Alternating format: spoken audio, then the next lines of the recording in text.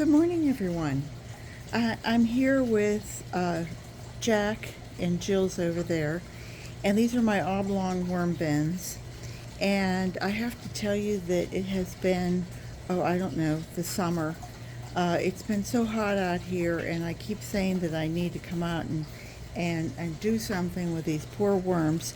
But every time I think about doing it, I come out and I give them some ice, or I throw some moringa on top, or I throw some cornmeal on top.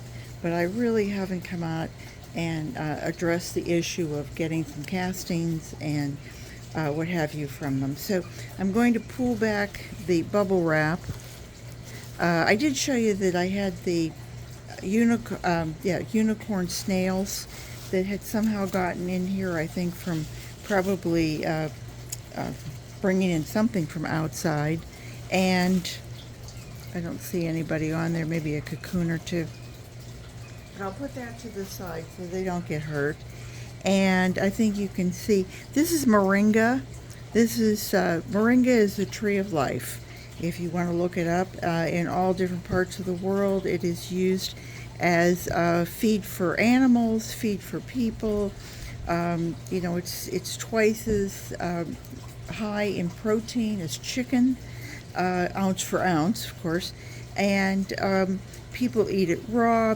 You can eat the stems. You can eat the drumsticks, or like the seed pod that looks like a big. Not a drumstick, but yeah, like it looks like a big hot dog. That's what I'll say.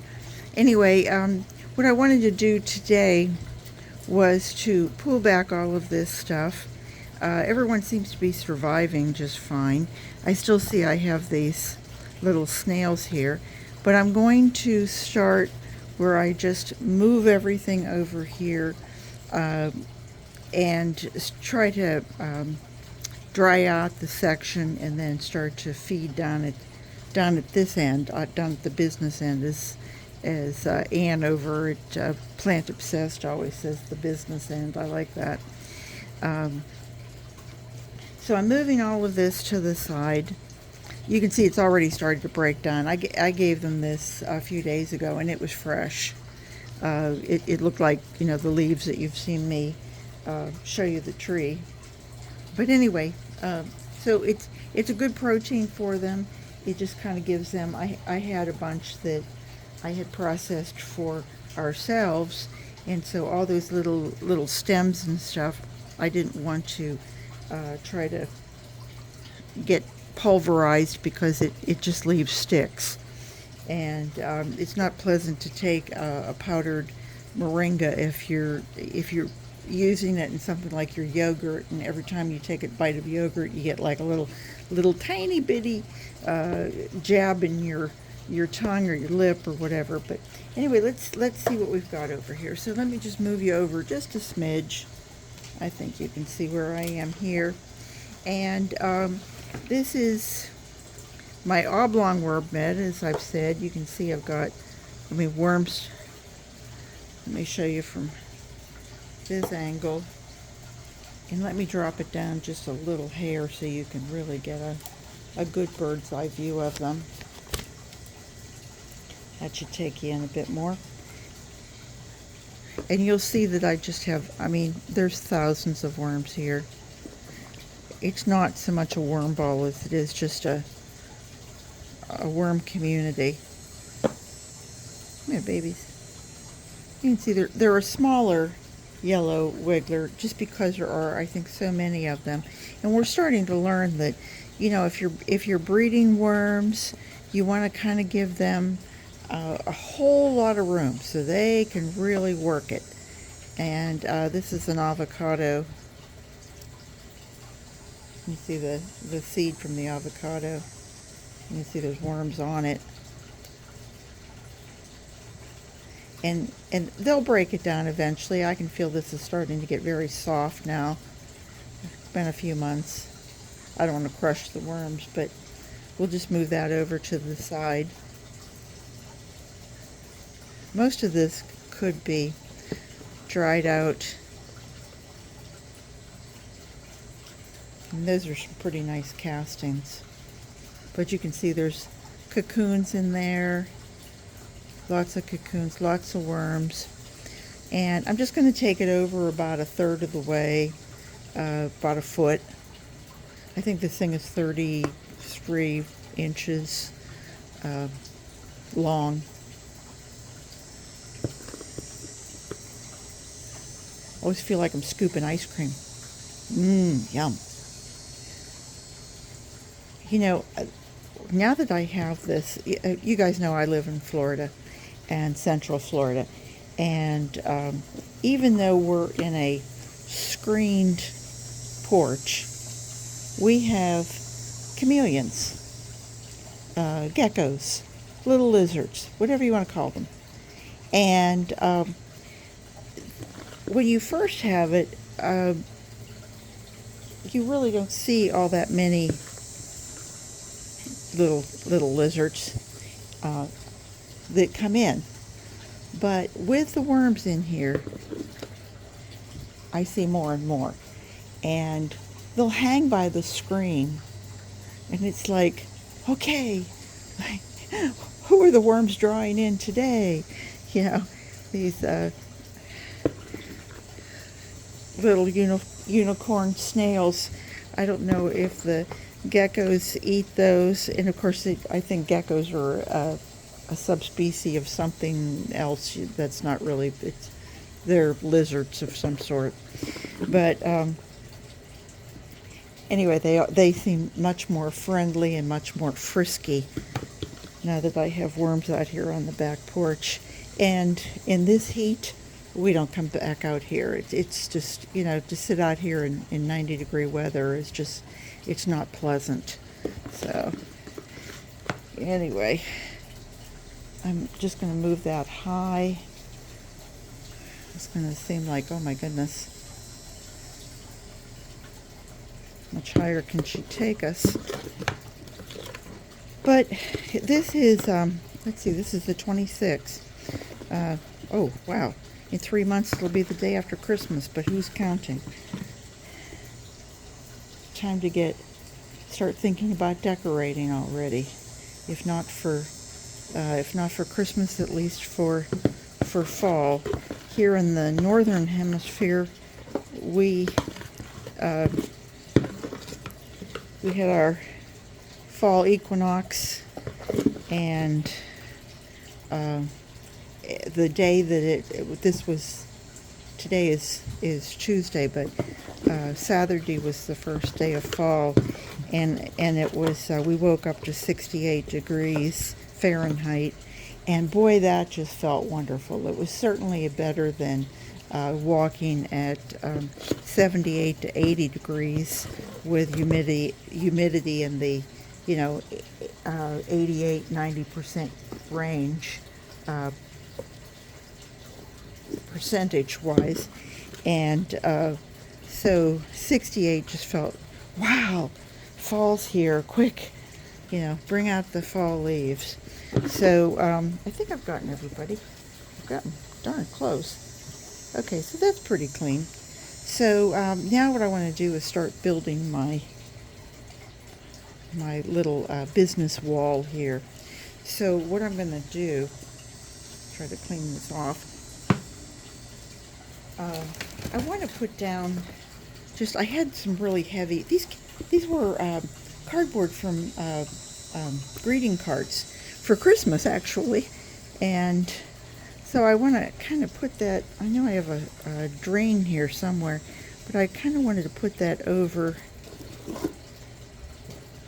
Come on, wormies.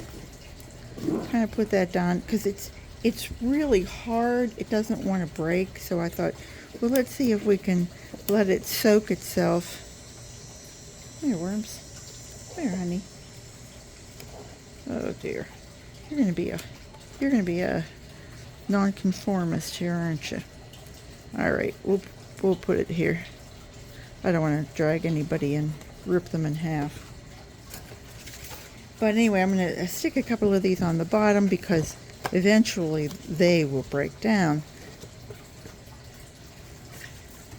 Just some cardboard that I have that I'm just going to disassemble as it goes. A little bit of actual bedding.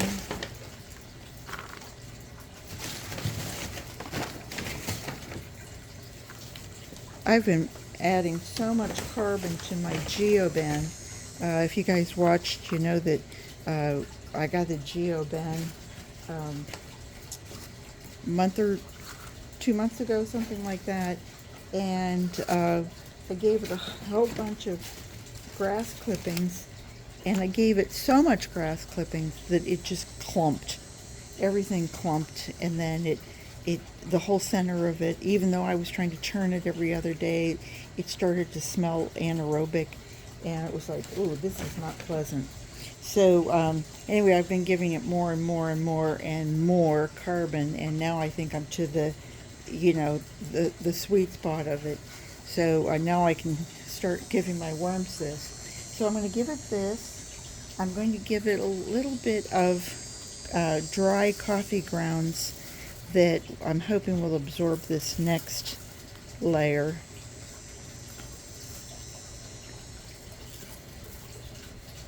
There we go. That looks like a good amount. I haven't done this for a long time, but I made them a smoothie. A slurry, a slushy. Come on. Come on. You know you want to come. Here it comes. I can hear it. There we go. Oops. There we go. Yuck. And that's pretty wet, so I want to move that around so it's not all in one spot. There we go. I mean, this is banana peels mainly, but there's some, let's see, sweet potato, whoops, look at that. There's your cocoon, right on the tip of my finger. We'll move you back. There we go. And, but mainly banana peels, strawberry tops. I think we had some broccoli, and we used a little bit of the stems in there. There was, I'm trying to think of, it doesn't really matter, but anyway, all kinds of goodies in there that got put in my NutriBullet. A little bit of water, just to really break it all down. And now we're going to try and lure the worms back over here and leave this part dry. And so I'm going to put some more bedding, but before I do that, wait a minute. Would you believe the last time we went on vacation? These were for your cup so that you didn't burn your hands. But let me just do this first. Worms don't have a stomach per se. They can't really break things down. They let the bacteria get in there, and the bacteria takes over, and bacteria starts working on all this little food items, and then the worms come along and they eat the bacteria, and they take it down into their gizzard, and they have, like a bird has a crop and a gizzard, and so if you give them something like eggshell, then it helps them to grind that down, much like if you were standing out there and you had two rocks and you had something in between those two rocks, and you were rubbing that thing between those two rocks, whatever it is would eventually break down. So we're going to give them that little bit of aid. I think I'm going to give them a little bit more coffee grounds because I'm a little concerned I'm going to have something dripping out the bottom from all that ground goodies, and then some more of this cardboard, and I think, as you can see, there's some toilet rolls in there. I'm going to take that cork back out. I don't want that in there. I can put that someplace else. And toilet paper rolls, paper towel rolls that I could put in whole. It would not be a problem. But sometimes I like to cut them up so that I can distribute them better. That's what I want.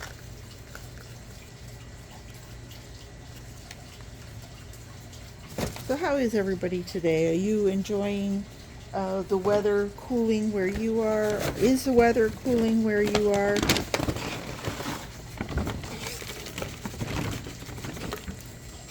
I would be thrilled to. We're supposed to get to mid 80s today, which is actually cooler than the 90s we've had, but you know, it's mid 80s, they say like 88. So we still call that, ooh, mid 80s, wow. So I think I'm going to, I have one other thing I want to add. Hang on a second here. Just out of range, just a slight little bit. And we bought a coffee maker about a couple weeks ago, and you know how they pack things in a coffee maker. You know, you've got this real heavy cardboard, like a crate for it, and one on the bottom and one on the top, and it's like, boy, is that stuff hard to break up. So what I did is I took it and I actually had to use a saw just to cut some of the edges, and then I took my hand and I started to break it apart. Geez, my hands are like, you know, we're wearing out these old hands. So anyway, I soaked it in worm tea, and it was worm casting tea. So this will have some nice microbes in it.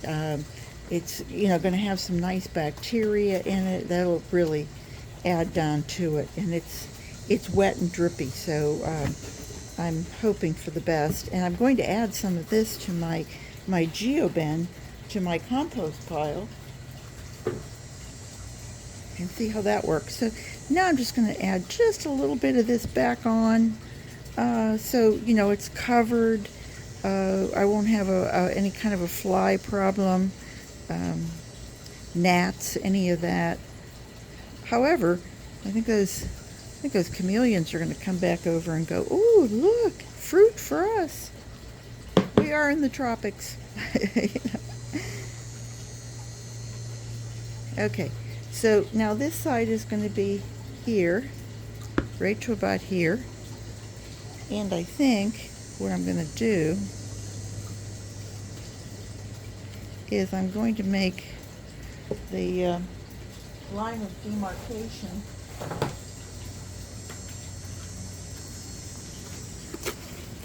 if you lived on the East Coast, you might say the Mason-Dixon line. Or you might just say she's making a line in the sand. So this will let me know just about where I was.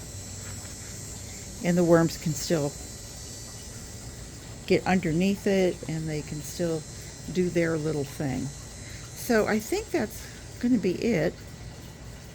Thanks if you hung on till the end. Really appreciate it. And I'm going to take my bubble wrap and add it back on. And I think, let me just show you one thing though. I'll take my glove off so I can show you this a little bit better.